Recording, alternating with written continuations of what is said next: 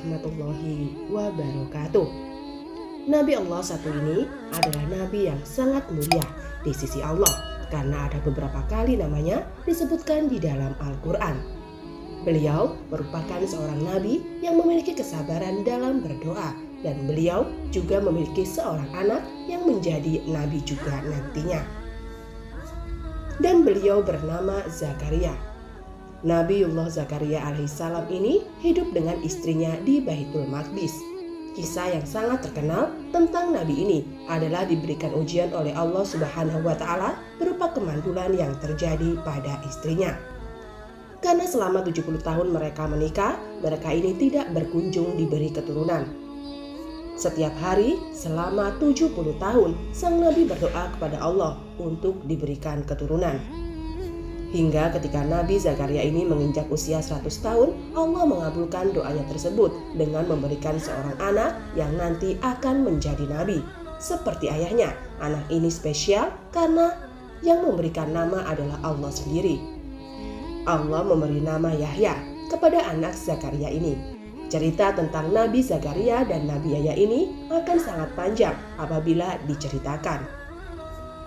Namun di video ini kita akan berfokus tentang kisah Nabi Zakaria ini dibunuh oleh iblis. Bagaimana bisa ada seseorang nabi yang dibunuh oleh iblis? Baiklah sahabat beriman yang dimuliakan Allah, jadi kisahnya adalah seperti ini. Diceritakan oleh Iza Ibnu Siddiq dalam kitabnya Al-Muqtadar, tatkala ketika Nabi Muhammad SAW melakukan perjalanan Mi'raj, baginda di dalam perjalanan itu berjumpa dengan para nabi sebelumnya. Perjumpaan dengan Nabi Adam, Nabi Idris, Nabi Yusuf, dan berjumpa dengan para nabi lainnya. Hingga ketika baginda Nabi berjumpa dengan Nabi Zakaria di peristiwa Mi'raj itu. Kemudian baginda pun bertanya kepada Zakaria, "Wahai Zakaria, bagaimana cerita punya tentang kematianmu? Dan lantas bagaimana Bani Israel bisa membunuhmu?" Kemudian Nabi Zakaria alaihissalam pun menjawab dan mulai bercerita, "Ya Muhammad, aku memiliki seorang anak bernama Yahya. Dia adalah seorang pemuda terbaik di zamannya, memiliki paras yang tampan dan menjadi pemimpin orang-orang saleh ketika itu. Kemudian anaknya juga tidak mempunyai hajat kepada wanita, dan tatkala pada suatu hari ada seorang putri raja dari Bani Israel suka kepada putraku Yahya ini. Dan wanita putri raja ini adalah seorang pelacur.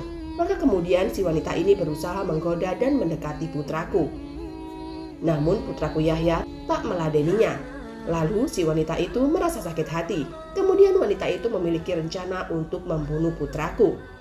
Lantas wanita ini menghasut ayahnya yang seorang raja dari Bani Israel tadi untuk membunuh putraku Yahya. Hingga pada suatu hari diutuslah seorang pasukan khusus untuk membunuh Yahya, dan akhirnya terbunuhlah Yahya di tangan pasukan sang raja tadi.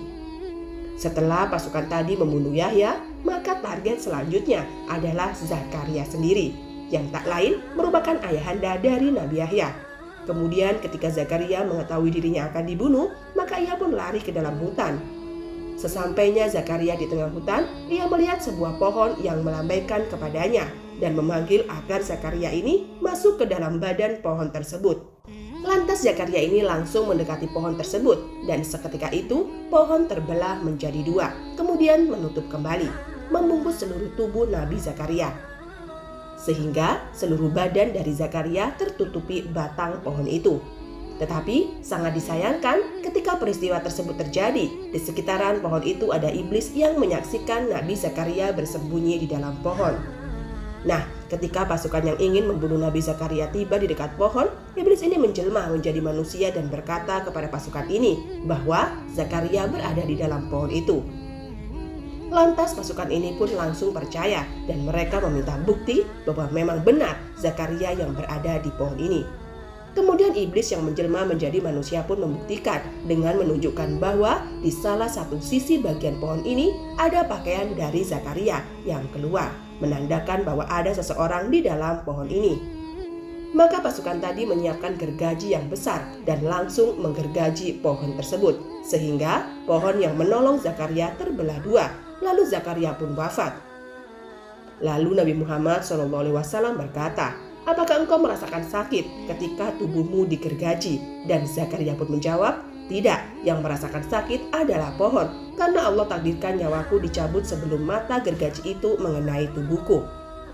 Maka disimpulkan dari kisah ini adalah penyebab dari kematian dari Zakaria adalah iblis yang menghasut pasukan pembunuh.